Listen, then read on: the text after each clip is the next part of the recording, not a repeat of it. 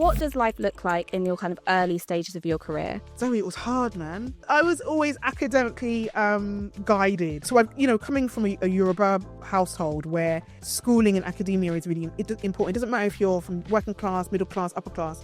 You, regardless of your class, getting your degree or getting academic attainment is really important. I had numerous challenges, just emotionally and psychologically, because it was hard, man. Nobody prepared me for university life. It was hard. Yes. Because being a black woman, a black girl at that time, in a space that was white, predominantly white. What was the trajectory for you? I had to learn myself. And because I'm quite studious, I taught myself entrepreneurialism. So what I mean by that, I had the spirit of the entrepreneur, but then I was book smart. So then I was reading books about how to start a business. I went to the government agencies, how to set up with HMRC, how to do this, how to do that. So I was doing all of that. And then I was like, I'm going to start my business. I did a business plan, I think, like a really basic one, and just started. Look for networking events. And at that time, I didn't even know quite what my business was. It wasn't what it is. The iteration it was then, it wasn't what it is now. It was like a business concierge, business development, marketing, PR all at once. It offered a lot of services. Yeah, I really tried to focus on not looking at the lights and the views and the numbers and just carry on with the purpose and what I'm doing and who I'm doing it for. Good. That is what I really try to keep into my mind. And that's what I would advise anybody. Good. Focus on impact and focus on legacy. Impact and legacy, yeah. You've got to stay true to what your purpose is, because when all is said and done with this podcast and this platform, you're creating a platform of voices, of Black British voices. Yeah. You're creating something that, mass media and mainstream media has often overlooked. So you, in your own way, are creating a legacy. You're making an impact that is immeasurable. If you could give yourself one piece of advice, your younger self, or any self-emerging Black innovator, what would it be? Oh, let me talk to younger Ronke for a minute. Yeah. It's not always going to be easy, but it gets easier, and that you are worthy. And that the times that you lost your voice, you'll find your voice again. And that your voice deserves to be heard in many, many spaces. So don't lose hope, and know that the path that you're on is one filled with many opportunities, many adventures. There will be hardships, and those hardships will try and break you, but you'll overcome. So just take your time and rest, and take your time to truly, truly, truly believe in who you are.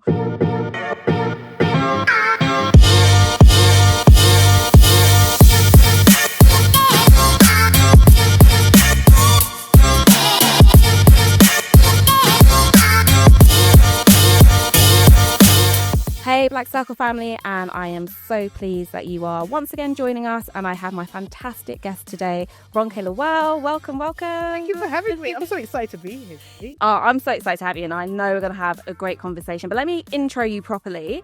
So you're a powerhouse PR and comm specialist, award-winning entrepreneur, speaker, mentor, and unapologetic advocate for equity and leadership. Yeah. Right, thank you. I feel good. And as always, I kind of like to start at the beginning of one's journey. Yeah. And so kind of like your credentials and where it all began. And I know that you studied not only in Lancaster University, but also University of Richmond. Yeah. And that's in the USA. Yeah, really. Yeah. So I want to kind of touch on what that experience was. But how did university shape your approach to comms and branding? Oh, wow. So I didn't actually study comms at uni. Okay. So some of those purists out there who are listening going, oh, no. I studied international business and economics.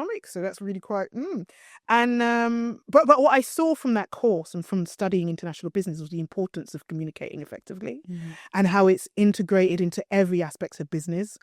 And it sowed a seed in me, even though I was trying to follow that international business career. It sowed a seed in me in terms of how we build relationships and how we communicate with each other in businesses, but also in life. So that's where it kind of started.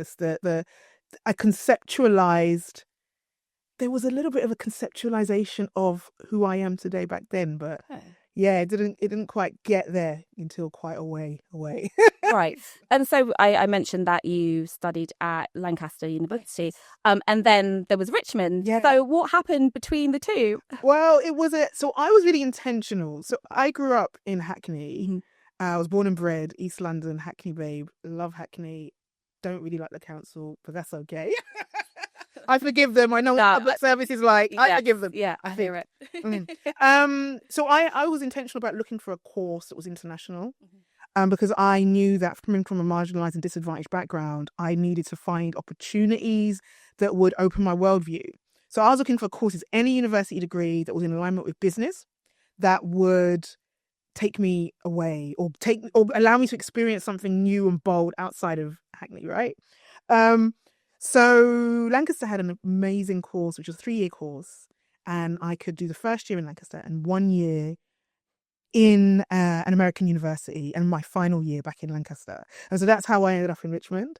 And I didn't fully prepare for my experience there, because Richmond is an amazing university. It's beautiful, but it's a private university. Right. So it's money. Right. So you can imagine. It was interesting enough coming from Hackney to Lancaster, which is already a unique experience. Outside London, Lancaster is very far from London. And then going to a private university in the deep south of America where there was just pure money all around me. What? That was an experience. Yeah, cultural. Yeah. Like, wow. Real Yeah. culture shock. Gosh. So in that time there, how did that kind of shape that part of the journey for you? Just being this, like you said, black girl from Hackney. Yeah. I'm assuming predominantly white university. Yeah. Right. So how was some of those experiences, and being this, this black girl, like you said, from Hackney, how did some of those experiences shape you? So it's so interesting because I'm an amalgamation of so much. Yes. And when I say that, it's, I'm Nigerian, I'm British. I say that.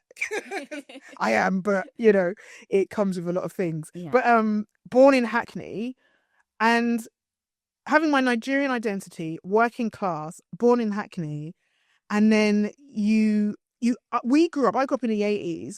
So what I saw of America was that anything was possible. And so I believed in the American dream. And that's one of the reasons why I really wanted to study in America. But even though we couldn't afford for me to go, I had to be like any true Hackney person. You've got to be strategic and smart. So to find an opportunity to study there, I was like, oh my goodness. And to fulfill to see what the American dream was in HD and in real life was amazing. So getting there was it was a real culture shock, but it really fueled me. Like I was like, truly anything is possible. So I give thanks to God that I was even able to go there. Yeah. And then you see what life is like in America. It kind of started to unveil the truth about America. So I realized, it's not as perfect as I thought, right? And I was thinking, I grew up on like Oprah and Eddie Murphy movies thinking, this country is going to be amazing for me as a black woman. Recognizing the racial history and politics, obviously, but you can achieve so much more there. That's what I thought. I still to some degree think. But yeah, when I got there, it was a real culture shock, realizing that another thing that really got to me was they didn't really see me as much as I saw them. So by that, I mean, every single time I opened my mouth, they were so shocked to hear an accent like mine coming out of my body, like a black girl with a British accent. Yeah. The amount of questions I was getting, my brain was a bit like, hang on a minute, I know so much about America and black Americans and their history. They know nothing about. They're very tea and crumpets. Do you live near the Queen? Like, I was getting the gist of it. Oh my God! And it sounds so funny because you're saying that now, but this was over 20 years ago. But they were asking me like, oh yeah, how far are you from number 10 Downing Street? Like they were asking me stuff that was like, how do you not know anything about the Black British experience? Let alone talk less about the African and Caribbean diaspora experience in the UK, but just the Black British experience. They don't know anything. So my eyes started to be like, oh, this is a little bit, started to give, I'm not going to use the word ick as such, but I did kind of look at them a little bit sideways. And not just Black Americans at all. Like, I love I felt safer, obviously, with my Black American peeps than I did with, unfortunately, the white Americans, only purely because there was an unspoken segregation to some degree. Yeah. So even though segregation is no longer we say that. Downtown still exist, and let's be 100% real. Yeah. So the segregation was still there. So I felt safer with my Black American peeps. But even there, they weren't always fully embracing of us. And when I say us, international students, particularly Black international students. But the experience, I still to this day believe in the American dream to a degree. Yeah. And I feel like if you are intentional and strategic, you could probably achieve more there than you can here as a Black woman. I agree with that. Right? I do agree Okay. with that. No, I do It's not agree. controversial to say, is it? No. And the reason I agree with that, let's look at film and TV as an example. We have so much of our brilliant talent here. Lashana Lynch, for example, just to name one of the few, who they've had a career over here, but it only took off when they went abroad. Listen, and it's kind of skyrocketed. And there's so many examples of that. And I just think there's a ceiling here, unfortunately. there is, and this is one of I don't live by regrets. I don't live in regret. I do believe that everything that happens to us happens. People are going to say it's corny, but for a reason. There is a reason that we have to take the paths that we take, even if it hurts or it's hard or it's difficult. But I do believe that if I had stayed, if I'd found a way to, for example, that you could possibly have transferred your degree back then, I think, or gone back. If I had gone back, maybe my life trajectory would have been slightly different. Maybe my journey would have been different. So I still see. I'm not saying it's perfect, and I don't believe America. Because I understand American exceptionalism is true. So I know that sometimes we feed into that with the way we talk about America. But I just feel like from exactly what you've just said, opportunities wise, in the creative and entrepreneurial space, America, despite all its challenges, is still the place. And it's interesting. I'm saying America. I'm not even saying my country of origin, Nigeria. Like I really ought to be saying West Africa, Nigeria. I should be saying that, right? But for some reason, I'm still saying America. So. No, and I completely agree with you. We do always look to the US as this like pinnacle of success. Yeah, you do. But there's all these emerging markets, and there's all this great and fantastic things happening in South Africa and West Africa, all across Africa. And I know we leave them out of the conversation, and they are due their flowers, but there is more awareness around what's going on over there. Yeah, So I'm going to say something that's probably going to hurt a lot of people's feelings. And I remember the clip that John Boyega, he mentioned this about working in the creative sector in Nigeria and in Anglophone Africa, so in West Africa and any formal colony of the United Kingdom. It's just that we have to sometimes factor in the challenges that come with working in our countries of origin. And you've got to really be ready for those challenges, right? And I don't know, and I'm not even talking infrastructure-wise. I'm also talking about how people build relationships. I'm talking about cultural capital. And I'm also talking about social awareness. Like I'm very much aware that there's issues structurally here. Poverty exists here. I came from a working class background, so I know what it is to go without, right? There's poverty in America, but things still work. And when I say they work, they barely, just about, they still work, right? But back home in Nigeria and some of our countries of origin, there are still infrastructural challenges that mean that when you are at a certain level, so when you're at our level of success or kind of trying to rise through, you almost have to ignore the disparities if you want to keep going. Because if you choose not to ignore the disparities, you become so tied by how bad things actually are, like truthfully, that you it's gonna mess with your brain chemistry. So you've got a couple of choices. You either keep moving forward and stay with your elite set.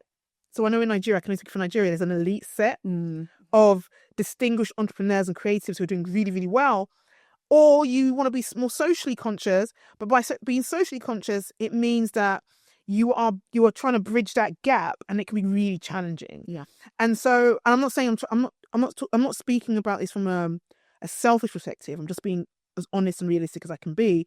As a Black woman who navigates society, it's already challenging, and it can be really quite difficult to know how much of ourselves we can give to which area, like what causes, right? Like our society, our family, our communities, and then there's other multiple causes.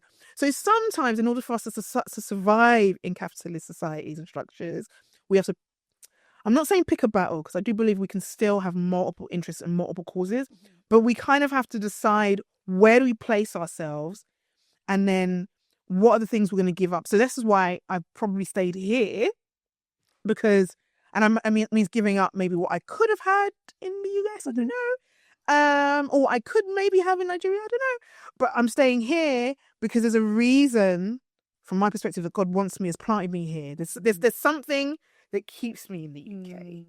Even though there's an inner selfish part of me that's like, Ronke, just go so you can blow somewhere and become a copper multimillionaire and forget it all. But there's a reason I'm still in the UK, and eventually that reason will be shown and revealed to me. Yes. I do follow you on X, so hopefully someone will deposit 200 million in your bank account. Honestly. I haven't done it yet. It's coming. It's coming. And also, thinking about America, I wouldn't really want to be there, depending on who the president was. Oh, my. Right now, today, as of 2025, no, thank you. Not interested, no. Not interested. So you finished your university education. Yeah. So what does life look like in your kind of early stages of your career? Zoe, it was hard, man. I was always academically guided. Like I said, so I've coming from a Yoruba household where schooling and academia is really important. It doesn't matter if you're from working class, middle class, upper class. Regardless of your class, getting your degree or getting academic attainment is really important. So that was the focus. We weren't really considering anything else but getting an academic attainment, and then you'll get your job, and then so I got what I thought was my academic attainment. Despite, I think, during the course of my degree, I'll be honest with you, I had numerous challenges, just emotionally and psychologically, because it was hard, man. Nobody prepared me for university life. It was hard. Yes. And it was hard because being a black woman, a black girl at that time, in a space that was majoritely, or a lot of white people. Predominantly. Yeah. That's the word. Predominantly white. As much as, you try, I've never been someone who's excessively about assimilation. I just come as I am. Yeah. But at the same time, sometimes coming as I am means I could sometimes shrink into myself when I felt uncomfortable. So I couldn't fully be myself. And so it was hard, and I didn't even recognize how hard it was until I came out of it. I loved Lancaster. I'll be honest. It was everybody was friendly. It was really pleasant, but it was really, really challenging. And so I came out with all these, academic high scores, or what I thought was a high score. Degree was okay. And then I was applying for work, and it was hard to get a job. The first few months out of uni was like a slap in the face. Yeah, it's a big wake-up call, isn't it? What? Yeah. I was not prepared for that. I was like, it's not even entitlement as such, right? Because at the end of the day, I was still living at home in a council flat. It wasn't entitlement. It was just basically like, wait, I followed all the rules. Yes. Yeah. So what I hadn't been prepared for, what I hadn't been empowered with, was the knowledge that it's not just about following the rules and working hard. I should have been, for example, networking every summer or every holiday, right? Mentors. Yes. I wish somebody told me, get a mentor. Yeah, I know. Mentor? Yeah. I don't even know if I knew what a mentor was until later on. I was like, so I started to learn all this stuff, and it was by the time I learned all of this stuff, it was almost too late. I don't even want to say it was too late, but I think it was almost too late for me. So yeah, mentoring, shadowing, work experience, networking. Yeah. So many crucial life skills that I wasn't taught. I just thought having a degree, having A-levels and GCSEs was a thing, and having a resume was no, man. And not enough. So it was not even close in this country. So they say, pull yourself up by the bootstraps. I was pulling myself up by my fake Nike, my Knicks. Knicks, not the Knicks. It was bad. So it was bad. It was sad. But I eventually got like a temp job in a government institution, which was great, and that was really exciting because it was finally the world of work. But it was exciting, but it was also, in hindsight, I'm grateful, and this is why I say I give thanks to God all the time. It was exciting, but it was also sad in a sense. Okay. When I say it was sad, it's because it was a temporary job. It was like 6 months contract. I think I got 2 6-month contracts, which were great, but it wasn't what I was expecting. I met some amazing people, but it wasn't what I was expecting. I was thinking graduate role. And I went to some interviews where they just when looking back, the interviews really were bad. They weren't very good. And then I got a job. I managed to get a job. I got called back for a job that was like a managerial job for a health and fitness company. It was a finance and personnel and admin job, but it had management title. I got that job, and I was just like, that was it. That was like, yeah, finally got that job. But it only lasted a couple of years before I was like, you know what? Let me start on this entrepreneurial journey. Yes. And this is the meat of it. So let's talk about the entrepreneurial journey. So from that point onwards, what was the trajectory for you? Oh my God. Again, I don't know. I knew what, so all those years, there was something, even from a young age, there was something in me. Yeah. That I wanted to start something and do something. Just didn't know how. And there was no one in my family. I say there was no one in my family. My dad, may he rest in peace. My dad, he was an entrepreneurial spirit. So he was a bit of I called him the Yoruba Del Boy. He's a Del Boy or Rodney? What do you Del Boy? Del Boy, the main one. It was like, yes, a Del Boy, yeah. Real Yoruba. He was always trying new things. Oh my God, Daddy was always trying things. I got it from him, and also my grandma, my maternal grandma. She was, but I was never raised with her, so she was entrepreneurial. So sometimes there's things in us that's nature as well. But structurally, though, I didn't get the lessons from Daddy or from my grandma, right? I had to learn myself. And because I'm quite studious, I taught myself entrepreneurialism. So what I mean by that, I had the spirit of the entrepreneur, but then I was book smart. So then I was reading books about how to start a business. I went to the government agencies, how to set up with HMRC, how to do this, how to do that. So I was doing all of that. And then I was like, I'm going to start my business. I did a business plan, I think, like a really basic one, and just started. Yeah. Just started. I followed all the rules. Set up HMRC, got myself a website, printed out some business cards. Just about to say the business cards. Got myself a business card. Yeah. Look for networking events. And at that time, I didn't even know quite what my business was. It wasn't what it is. The iteration it was then, it wasn't what it is now. It was very much like, I'm your business helper. I know, how can I explain it? It was like a business concierge, business development, marketing, PR all at once. It offered a lot of services to small business owners.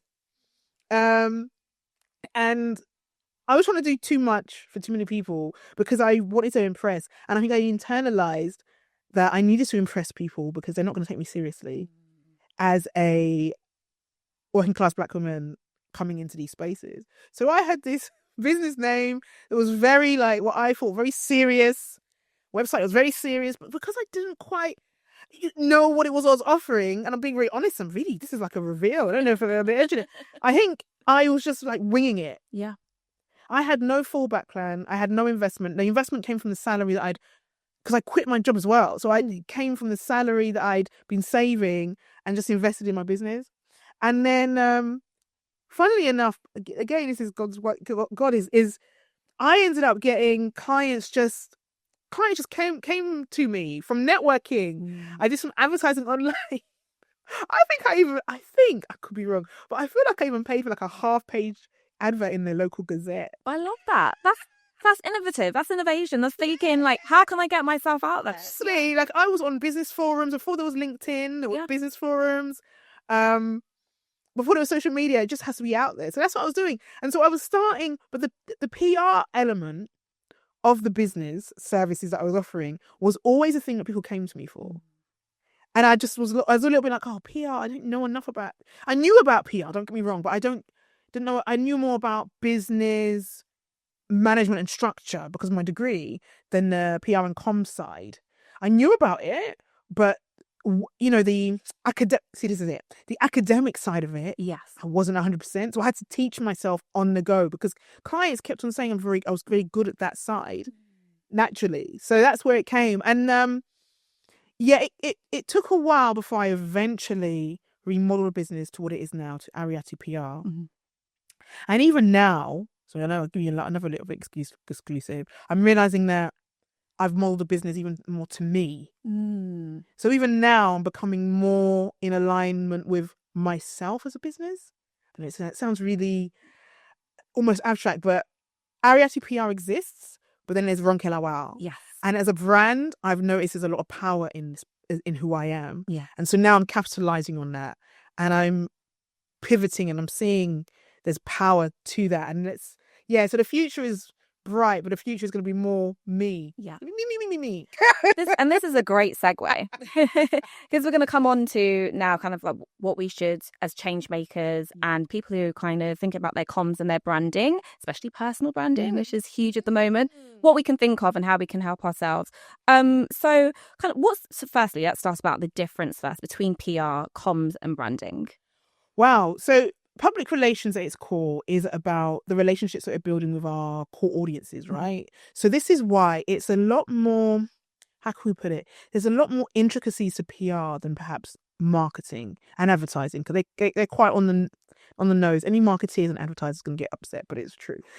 And they're all complicated in their own ways. Yeah. But PR is one of those things that people have often been found difficult to pinpoint because there's subtleties to it. It's about building those relationships. It's about the messages. It's about the long-term reputation that we're trying to build about ourselves, about our brands. So it's a messaging and the story narratives that we want around our reputation, right? Mm-hmm. And this is where if you look at PR and where PR often comes up, public affairs, for instance, politics, right? Yeah. How politicians maneuver and share messages in their stories, right? From a business perspective, if you think about some of our biggest brands, biggest banks, corporations, a lot of people often say that any PR is good PR. So any publicity is good publicity because everybody wants to be seen in the press. Yeah. Everybody assumes that PR is just media relations. So everybody assumes that PR is just getting in the press. When actually there are companies who are spending millions of pounds to not appear in the press. They're spending millions of pounds to bury bad stories. Yeah. Because they want public perception and reputation to be positive always, or at least to be seen as trustworthy.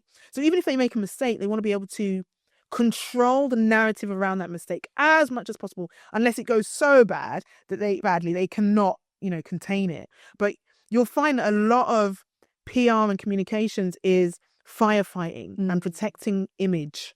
And this is why if we're going to think about it from the cultural perspective and celebrity perspective, this is why a lot of celebrities, the quality celebrities, I say quality, that sounds quite... No, it's true. It's true that you have your A's and you have your Z's. That's what it means. But this is why a lot of, top tier celebrities have publicists and teams around them because they're protecting their brands and the perception of their brands. So when we talk about brands and personal brand and branding, it is how you position yourself in front of the audiences that you want to reach. Yeah. And if you look at it from a personal perspective, it's how you want to be known. What do you want to be known for? Right. And some of it is like a lot of it is, I don't like the idea of like masking as such or presenting a face as such, but to some degree it is. Yeah. It's a facade almost. It is. It's a very painting a very clean and polished presentation to the world. Yeah. And so we talk about it from a business perspective. It's easy to quantify because you can see that most companies, there's companies right now who are trying to present a certain image in the midst of a global crisis, right? So they keep presenting a certain image, and then social justice activists kind of unpicking and saying, "Oh, hang on a minute. Why are you investing in military arms, for example, or why are you backing this nation that's doing things that aren't right to this group of people?" You see what I mean? So there's a lot of people who are able to unpick at that. No matter how much PR and marketing and advertising is all in the mix, there's people who can pick away at that because they're reading and they're digesting information. And then from an individualistic perspective, so from a personal branding perspective, it's like you just mentioned, there's some element of facade, but the thing that works well when it comes to personal branding is if you can get as close as possible to who you really are, that's what's going to work really, really well. There are individuals who put up too much of a facade, and eventually that facade, it will falter. Yeah. And when it falters, it causes so much chaos and crisis that not everyone can come back from that. Yeah. So as much as possible, if you can be who you really are, even if it's unpopular, there's some entrepreneurs who are not necessarily likable, actually. They're not necessarily... People don't really like them, but they respect them. Yeah. And they keep getting booked and they keep getting followers or whatever it is because they are who they are. You know what you're getting, as opposed to those kind of the fake people. Yeah. I think of a perfect example of PR in great motion and action, and it's Beyonce's team. Oh, We know enough about her, but not enough at all. And is that? Oh, forgive me. Yeah, Yes. You. Is she still working as her? Yeah. She does a great job. that's a dream That gig. yes, that is. It's just perfect and flawless. And like I said, actually, Denzel Washington apparently gave some advice to Michael B. Jordan to say, don't put your life out there. Basically, don't be on Instagram and whatnot. And I think we should know less about celebrities. So this is it. And I love I could call it Uncle Denzel. Denzel is amazing, and I love that the way he counsels and mentors up and coming talent. And I think he's right to a degree. The one thing I will say though is you have to be strategic and discerning in terms of how much you give, right? Yeah. Within a digital era, it's not going away. It's actually getting faster, and it's actually quite concerning how fast it's getting. We're seeing that with AI, right? So I believe that he's right in a sense of don't give it all away. Don't show your panties, to the world. Like don't give us a full exposure. Don't give it all away. Yeah. But give us drip feed little bits. Give us a little element. And I think the beauty of that is that you maintain and harness that relationship with your core audience. Your fans want to know a little bit. So show us a little bit of skin. Yeah. But just don't go full frontal, basically. And you can do it tactfully. And you just rightly said, you gave a great name. You gave Beyonce is a great example of how she uses social media to stay connected to her audience, even though she rarely gives interviews anymore.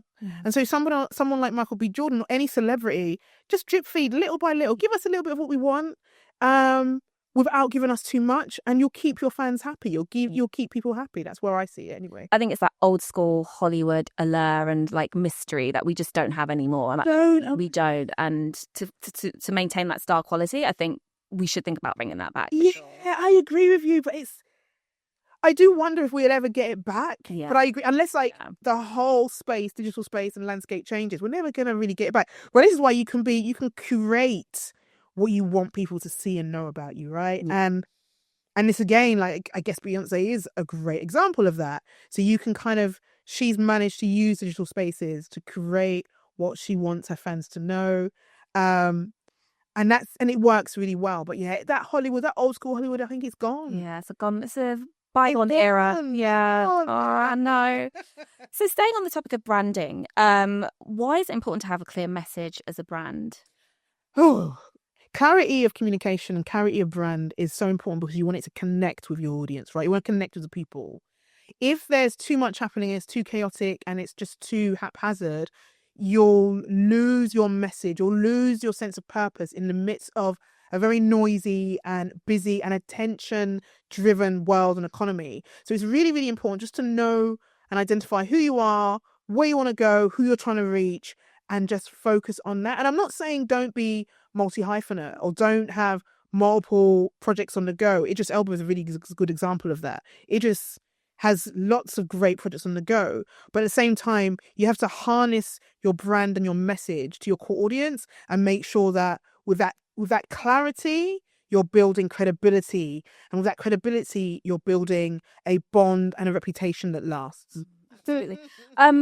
And so what would be the 3 questions that every brand should really answer? Oh my gosh. Okay, so yeah.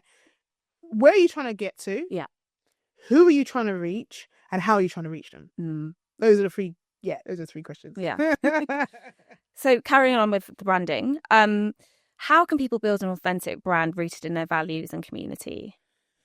That's such a good question. In this time, I feel like try not to be too performative.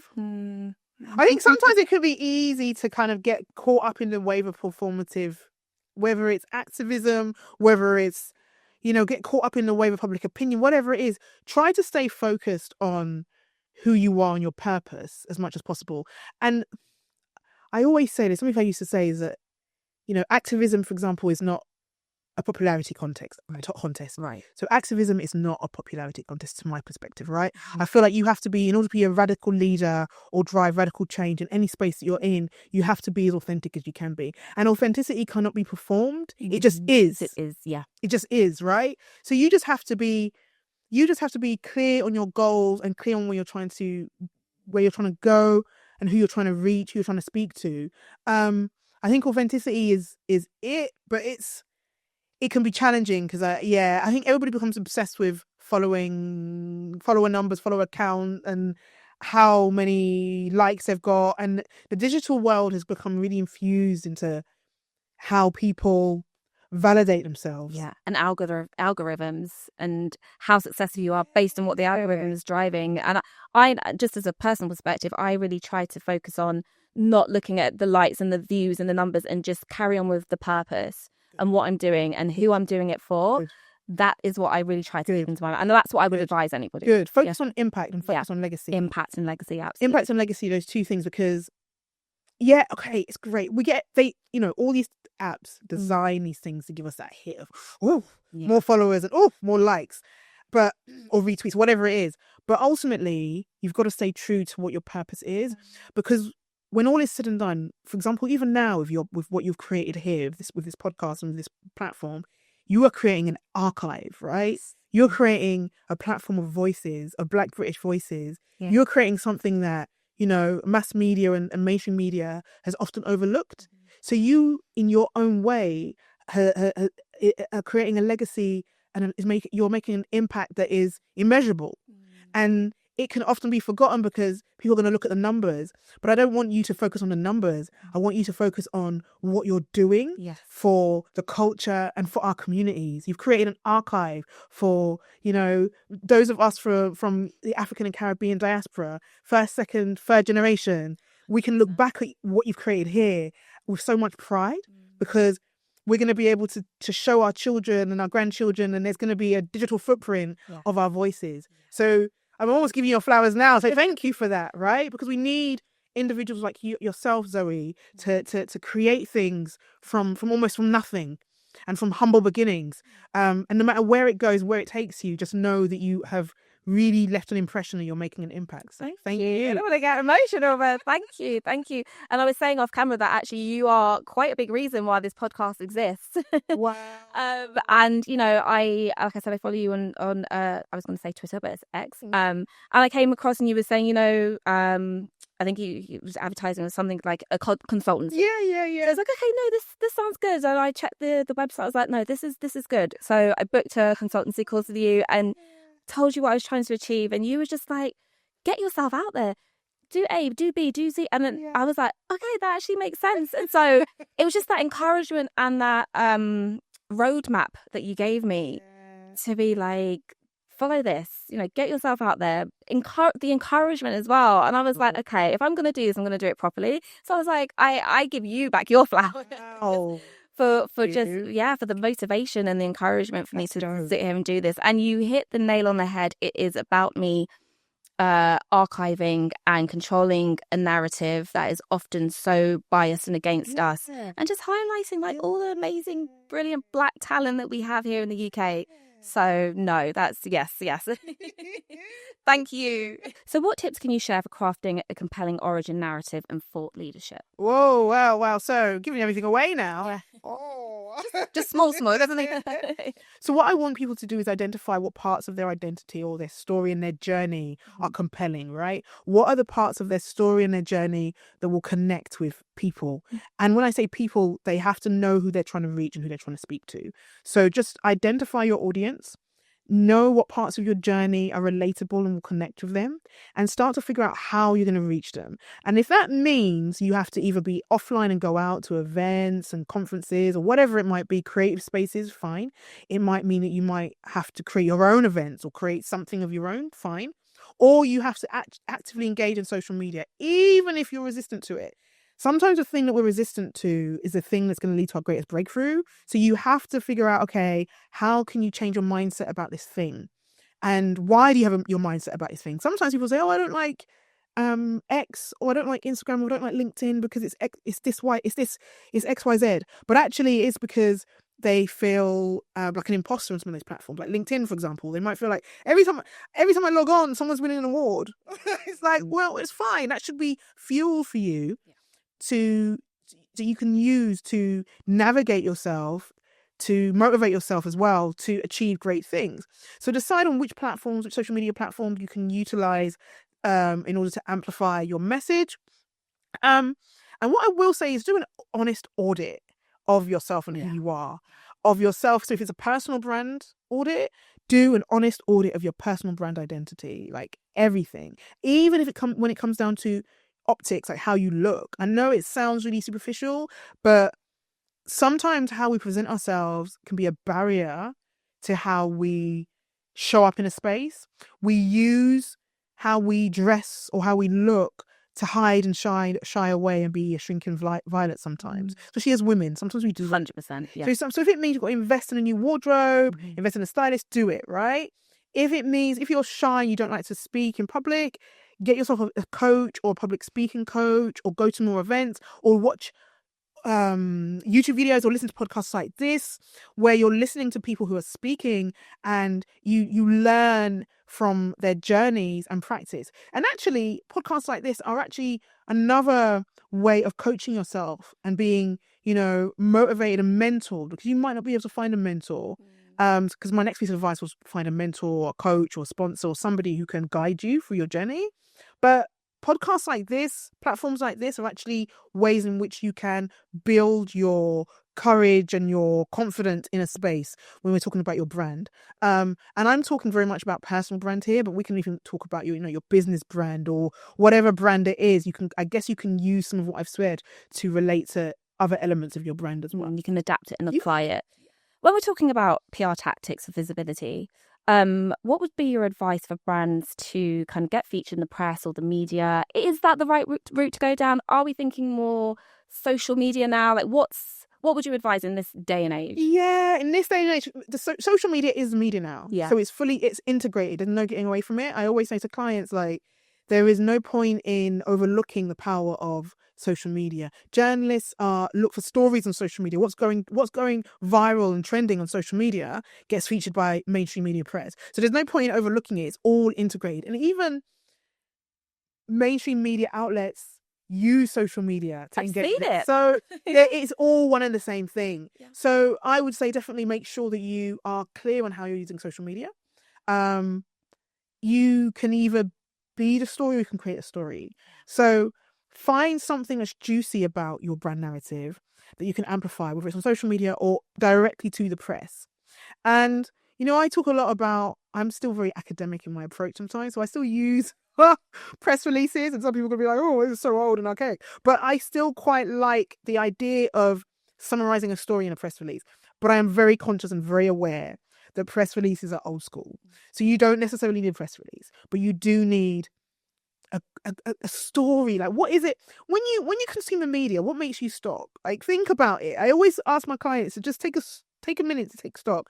What makes you stop in your tracks to read something, listen to something, watch something? Like, what makes you go, oh, that's an interesting story? What's a story that sticks in your head and makes you want to talk about it in the group chat or to your friends or whatever? Like, what is it that makes you stop? So think about your business, your personal journey, whatever it is, your product, your service, or you yourself. What is it about you that makes you interesting enough for a journalist and a media outlet to want to feature you on their platforms? And also, another thing I want people to remember is everybody always wants to be in a magazine, newspaper, TV, radio, but we're in a digital era now. Podcasts like this are the media. Yeah. So reach out to podcasts like this, podcasts, YouTube channels. Like, there's so many integrated ways of utilizing the media and be featured by the press that we shouldn't just think about the old school press now, right? To be creative when you're thinking about the media. That's what I'd say to people. Absolutely. And when I'm looking at certain articles, or whether online or in print, they've quoted Instagram captions or Instagram stories or TikToks. It's all over. I was like, so you're right. It's really driving, that digital platform is really kind of driving and taking the forefront now when we're talking about kind of traditional media. It's exciting time. It's interesting. Let's kind of go on to talk about navigating white spaces with a Black voice, particularly authenticity. So how can brands remain unapologetically Black while engaging with mainstream platforms? Wow, what a question is what? It's a lot. Yeah, this one's close to my heart because I've often found that mainstream, when I say mainstream, so predominantly white spaces, white media. Because if we look at the media, it tends to be predominantly white, right? Owned by or run by or created by. I find that they've they commodify our culture and commodify our humanity, but they don't always see our humanity. Yes. So they commodify Black culture, they commodify Black people, Black individuals, Black creative minds, but they don't see us. So they say they see us, but if they really saw us, there'd be a lot more incredibly talented people at the top, at the helm. There wouldn't be so many firsts, right? There wouldn't be so many, the first editor of this publication or the first person doing this and that. No, we would just be, because we do make up an important part of the history of this nation. We know that, right? Beyond colonialism, just the culture and history of this country as it stands, we make up a really important part. But unfortunately, like I said, I think we experience success in waves as Black people in this country. And that's why when we were speaking earlier about America, as imperfect as it is, there is a little bit more consistency there, at least, right? And so I don't always know if it's safe even to speak about race or racism in this country. And I don't even believe that, you know, when we talk about being unapologetically Black, I almost feel like I prefer to be in a space like this where I can just be who I am and I can show up in a way that is fully me without worrying and being concerned about, you know, how they're going to try and, you know, shape my story or my narrative. Or even just the fact that when I was so comfortable with you that I could just say, you know, I'm from a Nigerian background, you're a bad background, and I am just who I am. Yeah. And I'm not being asked, your next question wouldn't have been, oh, something that would steer me into talking too much about, I don't know, something that's stereotypical. Yeah. That for the white gaze, that is stereotypical for the white gaze, where we could have a nice vibe and a conversation. So I just believe it's really hard. I believe we need more platforms like this platform. I believe that speaking to white media, it's almost like they don't see us fully. And so until there's more of us in those spaces, it's already too challenging to ask for that. But until there's more of us in those spaces, we're going to constantly be trying to appeal to the white gaze, and we're trying to assimilate to the white gaze. And this might be why I'm going to be really honest with you, Zoe. Maybe this is why I'm not as successful as I could be, because I'm not trying to perform for the white majority. I just am. And I just want to exist as I am. 100%. I am a Yoruba woman born in Hackney who loves eating my Yoruba food, my Nigerian food, and also loves eating fish and chips, but also loves watching Nollywood and used to love watching EastEnders and loves all of these other bits to me, but I just am without having to be performative about it, because it just is what it is, right? And I don't always feel like it's safe sometimes in mainstream spaces to be like that without shape-shifting. It's not. And I'm thinking immediately of, let's say for example, Zizi Mills, Angelica Bell, Nella Rose. They've gone on to Big Brother or whatever space that they've gone on to, and they've been crucified. They've tried to show up and, you know, it's just not worked out in their favor. And yeah, exactly. So when you're saying, you know, to just turn up and be and in these safe spaces, it's so unfortunate. But those are the immediate examples. I love that you dropped those. I watched an interview with Jamelia. Yeah. And she was on Paul Bronson's show. Oh, I watched that. It was great. Yeah, she was talking about that as well. She's moved now, right, to the Middle East. Dubai, yeah. And just those names. And as you said those names, I was like, you see what happens. And they're still here. We've got amazing talent. We've got Alison Hammond. Yeah. We've got Angelica Bell. You're right. We've got amazing talent, but it almost feels like there's a certain point that you have to be a certain way if you want to succeed in this country. You can't be too political. And if you risk being too political on a mainstream platform, you might lose. Whereas, and we're not always forgiven, especially as Black women. We're not always allowed to make mistakes or be forgiven. Now, that doesn't mean we shouldn't be critiqued, because I believe we should be critiqued. Yeah. There's nothing wrong with a bit of critique or like feedback or whatever.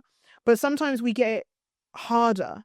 There's an expectation that we should be a certain way. And there's just a way, again, it comes down to how society and the media sees us as Black women, specifically in the media. It's the way we are almost dehumanized. And I was having a conversation with somebody a while back about even just my motherhood journey and when I gave birth, and that experience wasn't very pleasant to me. So I know I'm going slightly off, but I just want you to kind of touch on that. And I realized at that time that I didn't give myself permission to cry in front of some of those spaces, in front of some of those people in those spaces, when those people didn't look like me. So if it was a white practitioner. And I realized, actually, if I had cried in front of those people, if I had forced them to see my humanity, things might have gone differently. And so even when we talk about Black women, high functioning, highly visible Black women, how often we're not allowed to be sensitive or even just to be soft. And we have to look at ourselves and do our own internal work and say, actually, we shouldn't even wait for permission. And sometimes we just need to cry in front of these people, so they can see that we are actually human. We're not just these strong Black women who are often discredited or seen as voiceless. We are incredible beings, right? And with the names you've mentioned and the names that come, there's too many names. I'd love to name all of them. I want so much more for us. And this is one of the reasons I have a YouTube channel. I've had this YouTube channel for years, and it's one of the reasons I keep going is because I realize that with these platforms, we've got to use what we have to create our own stories and our own narratives. And so I still show up on YouTube because I realize if I waited for the mainstream to provide me a safe space, I'd be waiting for forever. And even if it doesn't have any views, the impact, like I was saying earlier, is what matters. So that's really where it boils down to. I don't always feel safe in some of those spaces, but you've given names of major celebrities who still don't feel safe. Exactly. No, completely. Somebody who does pop to mind, I've mentioned her before on the podcast as well, who I think she does show up really well, and she can be political, is Kelechi. Oh yeah, she stands 10 toes down. That woman. Yeah. You know, there's some people who you watch from a distance and you're just like, what she's created, what she's done with her voice and her name, right? She's very intentional. And, you know, and I'm sure she gets her flowers because she's very popular. And I'm sure she also recognized she's not always liked by everybody, right? For various reasons. But that hasn't stopped her from being bold, being intentional, being passionate. And also what I admire so much about her is the fact that she has been able to take what she wants. Yes. And we use that word unapologetically, right? Yeah. And it's not always been easy because, as we've said and we've alluded to, being a Black woman with a voice and who is highly visible in this country, you know, this country is why it's very different from the States, is you can achieve great things. But you've got to follow some rules, and there are some unspoken rules. And for someone like her to not necessarily follow the rules, but still succeed, man. It's like amazing. They want you to be humble. They want you to follow the respectability politics, and you know. And she's just like, no. And shine. And yes, shine. But they want us to be grateful, Zoe. And they want us to be grateful, despite the fact that they've taken so much from us. And when I say they've taken so much from us, because the blood of our ancestors still runs through us and the spirit of our ancestors still run through us, they want us to be grateful despite the fact that our ancestors built the wealth of this country. Hello. Yep. So even though we're minoritized, so we are a minority technically, and our countries of origin have many challenges and struggles politically and infrastructurally, we still built this country, and this nation, this so-called great nation, this so-called United Kingdom was built from the blood. It flows. It flows in the very veins of this country. And this is also why we're still here, right? And why I didn't go anywhere, or I haven't gone anywhere yet, is because we are deserving and we are worthy of whatever it is we need to get from this country. Yeah. Because, you know, the empire took so much from us and from our ancestors. So we ought to get as much back. And even if they don't want to call it reparations or whatever, let's get and take as much as we can and be bold, and as bold as we can and shine. And it's hard because, like you rightly said, the culture of this country requires humility and silence and be quiet and don't be a lot, but don't be too much. Yeah. be an underdog, but when you get to the top, we'll take you right back down. It's this weird back and forth. It's very strange. And even beyond race, it's chaos. Yeah. Remember? Yeah. You see some, so funny when you look at some working class celebrities who grew up working class who are now at the top of their game. Yeah. And they talk about this too. And often they move. They might have a house in the UK, but they leave the country. And these are celebrities from different ethnic backgrounds. They can be white, they can be Asian, and they can be like, yeah, we're here, but we also have to dip in and out, because when you get to that top, they start to chip away at you. That unspoken elitism. Yeah, it's really weird. It's but yeah, like you said, we are the fabric of this country, and even before kind of, the whole slavery, we existed here even before that. So let's not go off on a tangent, but yeah, so end it back. So let's move on a little bit and talk about toolkits and takeaways for everyone that's listening today. Specifically resources. Can you recommend any resources or tools to help people improve their messaging? So media kits or... Oh, yeah. Well, my website. Yes. Follow me on social media, guys. Yep. There were so many. So one of my favorites is Canva, which is like a great creative tool. Yeah. And the woman behind that platform, the one who founded it, phenomenal mind. It's still mainly free. I know you pay for it, but most of it is still free, which is really good. Yeah, because it opens up a world of possibility to creatives and individuals. I think it's a really useful creative tool for designing branding, and designing just social media stuff. You can just design on net.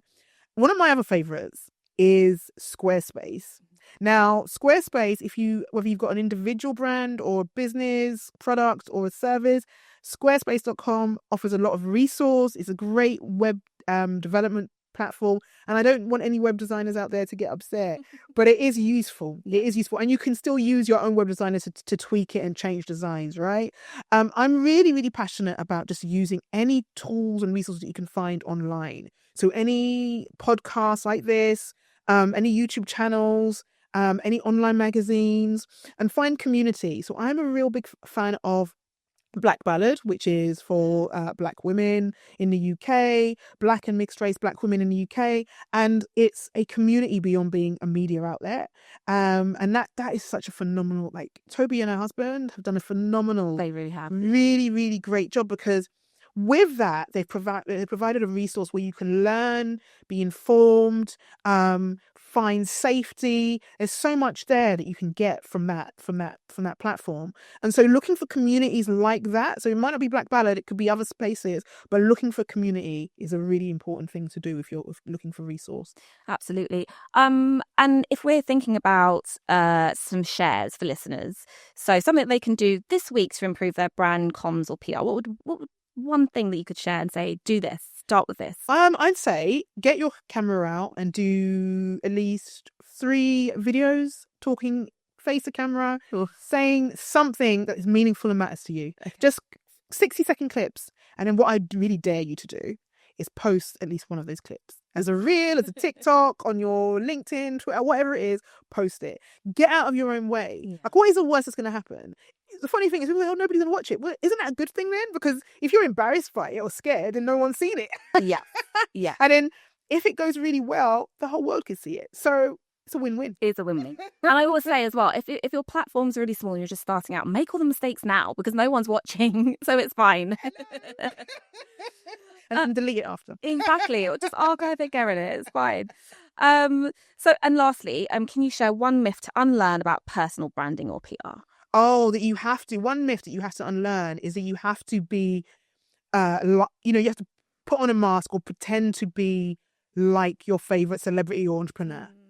So you learn from them. So whoever that person is, you learn from them, but don't emulate them to the point that you lose your own authenticity. A lot of people, what they end up doing is they become so addicted to the brand of their favorite person, celebrity or influencer. So they try to be like them, when actually what you're supposed to do is you're supposed to learn the lessons from them and then turn it back inside yourself, and it should show up as an authentic version of you, not a reflection or a copy of somebody else. So that's one thing I'd really encourage people to remember. I love that, because we have the Rihannas, they exist. So let's have the new, like what's coming next. Yeah, exactly. So closing out, if you could give yourself one piece of advice, your younger self, or any self-emerging Black innovator, what would it be? Oh, let me talk to younger Ronke for a minute. Yeah. Is that, yeah, it gets easier. It's not always going to be easy, but it gets easier, and that you are worthy, and that the times that you lost your voice, you'll find your voice again, and that your voice deserves to be heard in many, many spaces. So don't lose hope, and know that the path that you're on is one filled with many opportunities, many adventures. There will be hardships, and those hardships will try and break you, but you'll overcome. So just take your time and rest, and take your time to truly, truly, truly believe in who you are, because your name has meaning and your name holds power. That's beautiful.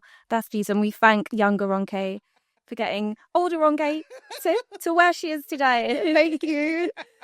So very last, I'd like to kind of close out the session talking about values. So a value for your personal life and a value for your professional life. And it could be one word, it could be a sentence. But let's start with your professional life. Integrity. Good word. Yes. And your personal life?